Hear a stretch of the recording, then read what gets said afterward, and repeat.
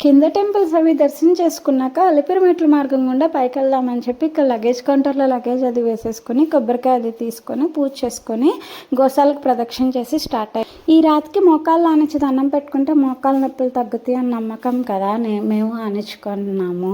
ఆ తర్వాత స్టార్ట్ అయ్యాము. ఇక్కడ గజేంద్ర మోక్షం ఉంది, అది చూసుకున్నాక పక్కనే అందరూ ఇల్లు కడుతుంటే మేము కడదాం అనుకున్నాము. కానీ అలా వరాహాలు గుంపులుగా వచ్చేసరికి భయం వేసింది. మామూలుగా మా దారిని మేము నడిచేసామన్నమాట. ఇదేమో సప్తమాతృకుల అమ్మవార్లు, రోడ్డు క్రాస్ చేసి వెళ్ళాలి కానీ క్రాస్ చేయలేదు. ఇక్కడి నుంచే దండం పెట్టేసుకున్నాము.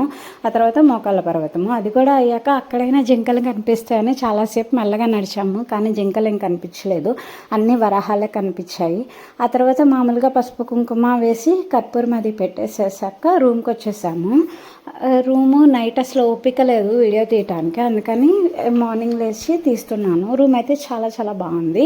ఆ తర్వాత మాకు ఇవాళ 12 PM స్లాట్కి ఉంది టెంపుల్ది, అందుకని ఈలోపే వరాహస్వామి టెంపుల్ అది చూసుకోవాలి. పొద్దున కాఫీ తెప్పించుకొని తాగేసి అందరం రెడీ అయ్యి టెంపుల్కి స్టార్ట్ అయ్యాము.